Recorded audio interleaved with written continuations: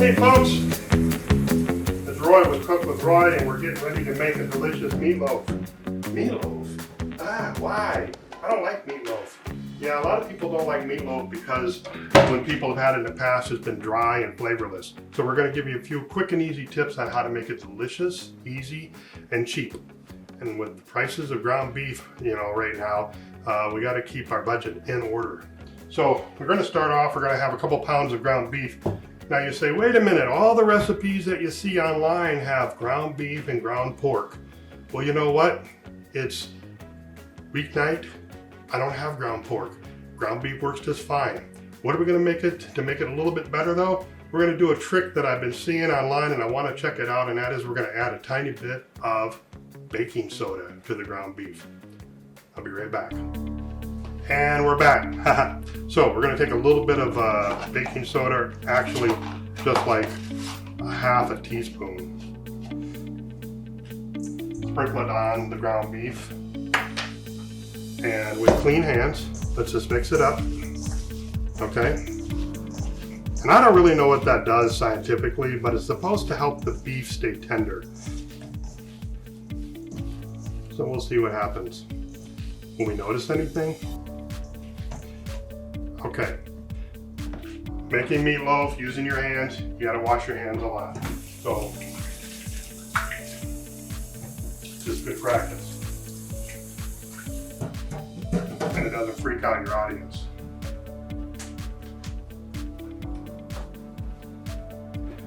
Now to the ground beef, we're gonna add half an onion, chopped.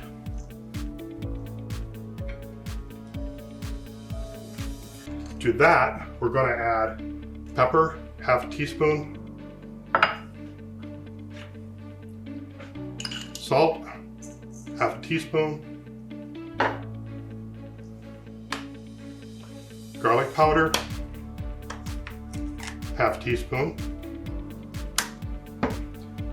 We're going to add some Worcestershire sauce, a couple of teaspoons. So, how about that? Okay, and then instead of breadcrumbs or oatmeal or crackers, we're going to use potato flakes. And there's two reasons why. Number one, it's easy. Look at that. You pour them out of the box, that's a third of a cup, and you mix them up, and it gives your meatloaf a little bit of body, helps it to stick together. And the other reason is that in some households, people have sensitivity or they can't have wheat or gluten. So the normal breadcrumbs idea, we don't use. We just use potato flakes, which are gluten-free. Okay, now we're gonna put in our eggs, 2 eggs, mix those up.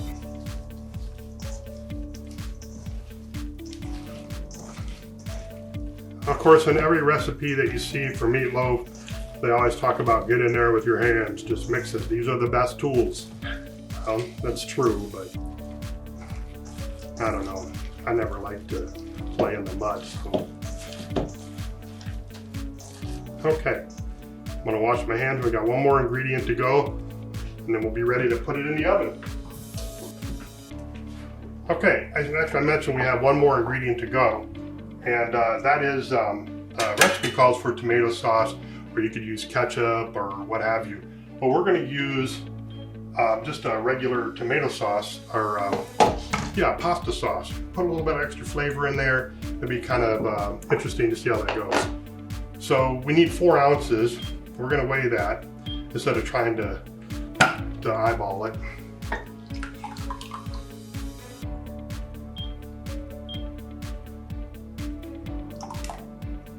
And there we go. 4 ounces. And I do recommend using a scale for your ingredients whenever possible. It really helps to make it accurate, and you can tear out the scale or to level it to 0 so you can keep adding more ingredients to your container so you can dirty less dishes. Okay, so one more time with my hands. Here we go.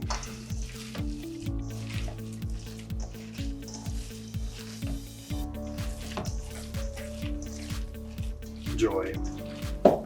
You know, if you have kids, maybe have them do this. All right, so we have just a regular bread loaf, well, I don't know, 9 by whatever, 5, traditional meatloaf container. I tell you what we've done a lot of times, but we're gonna do it the traditional way today, is that you basically form your loaf onto a sheet pan with a rack and foil lined. That way the grease drips down and, you know, it makes it simple. However, most people, this is less pans, less to worry about, and so we're just going to use that today.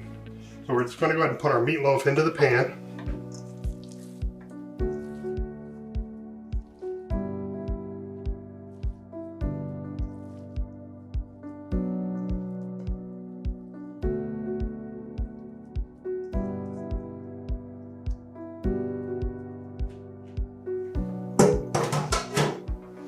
And then press it down. You don't have to get too aggressive with smashing it in there, because while you want to make sure there's no big air pockets, you also don't want to compress it so much that it just it's too dense.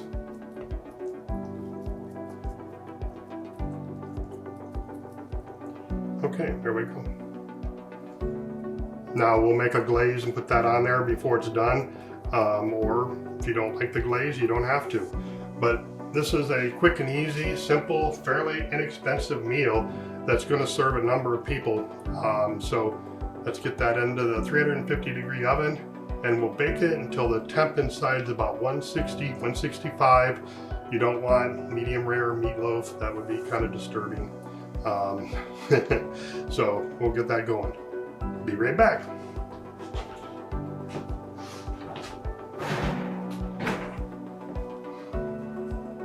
All right, folks, we're in the process of finishing up our meatloaf here. That's what it's looking like right now. Nice and juicy, getting golden brown. We're gonna go ahead and put a glaze on. Forgive the unmatched oven mitts here. I guess this one here is dirty, the other one. So anyway, how are we going to make the glaze? We're going to make it really nice and easy and simple. I'm going to set this off to the side while we make the glaze. So we're going to go with some ketchup, about 1/4 cup. Okay.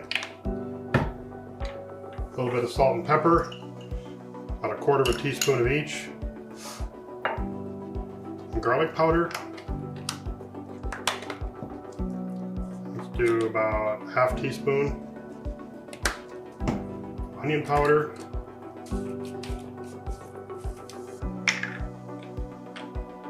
Again, about 1/2 teaspoon. That was a little much. Okay, we got pepper.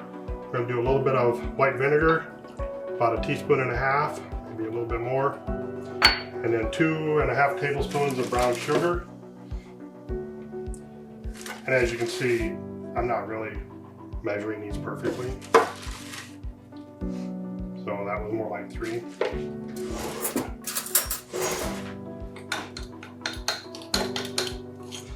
You know, the funny thing, and I mean the nice thing about meatloaf is that make it whatever flavor you like. I mean, if you look all over the internet, there's just hundreds and hundreds of different styles of meatloaf. It all comes down to a basic of having a ground meat product, whether it be chicken, pork, beef, or whatever, and then adding some stuff in it like the potato flakes like we did, or bread crumbs, or bread with milk mixture, crackers, oatmeal, and that gives it a little bit of a binder. And then flavorings, everything from, you know, a barbecue flavor to maybe more of a vegetable flavor like green peppers, green onions, carrots, on and on. You just make it whatever you want. If you really like a pizza flavored meatloaf, you know, use pizza seasoning. It's very versatile, and it doesn't have to be dry and boring. It can be exciting if that's what you want. Sometimes comfort food is, I hate to say it, a little boring, but it's comforting, it's warm, it's brings back a lot of memories. And of course, in some people's households, those are bad memories with some of the cooking that was done. No, just kidding. So, being careful not to burn myself, bring the meatloaf back over to the center stage. It's cool, I like to set it on the board.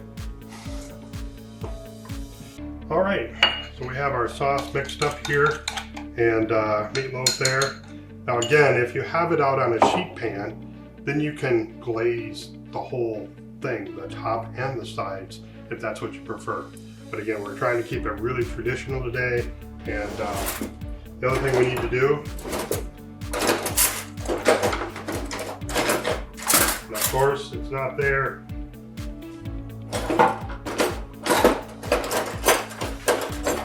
ta-da, a little brush.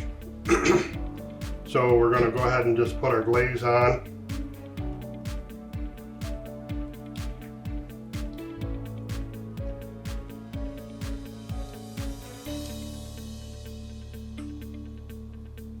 Now I saw one recipe where the person glazes it before it even starts to bake, or just a little bit, like 10 minutes in. And then they glaze and they glaze and they glaze and they really build up the glaze. And again, if that's something that appeals to you, the thought of really putting a lot of this on and building up sort of a glazy exterior, that's a good idea. But it's the weeknight. We're just trying to put something hot and comforting on the table. And so that's what we're doing. All right, back in the oven for another about 15 minutes. And then we'll get it out, let it cool a little bit, cut into it and see how we did. Well, our meatloaf has cooled down a little bit, and I just went around the edges here this is a nice spatula. I don't know, I guess it's called, like a fish spatula or whatever, but I use it for a lot of things. And, it's not a nice flexible bend to it. So we're thinking about, should we take it out of the pan, put it on the plate, and will that be a disaster or not? Will it break apart? Will it stay together? What do you think? Should we try it? I think so. All right, so I'm just going to go for it, and there we are.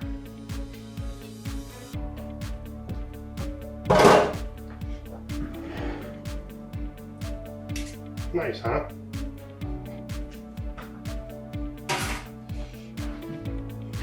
So we've got a really nice crust there. Yes, there's a little bit of meat juices coming out. They look like, nice and moist. And so we're going to get another little plate. Clean off our table here a little bit. Now I think the best thing to do with meatloaf is to use a serrated knife. Okay, and we're going to just go one in. All right, right there. Okay, set the meatloaf out on that thing. Go. Okay. And get a fork.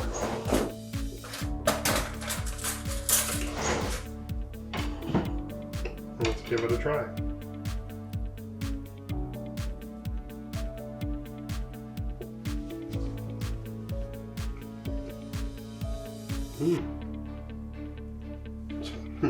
It's meatloaf. No, it's good. It's really good. It's tender. It's moist. It's got some flavor to it. It's not overly seasoned in one direction or another. It's a pleasant, very satisfying taste.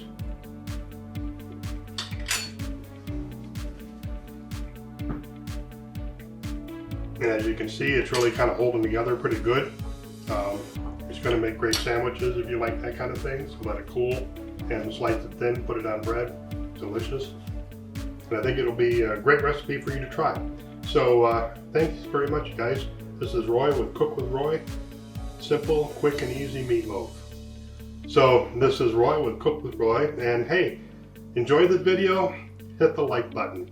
We want to design the Cook with Roy channel to be a place where you can find quick and easy recipes for your family, for yourself. So again, be sure to subscribe. We thank you very much. Have a great day.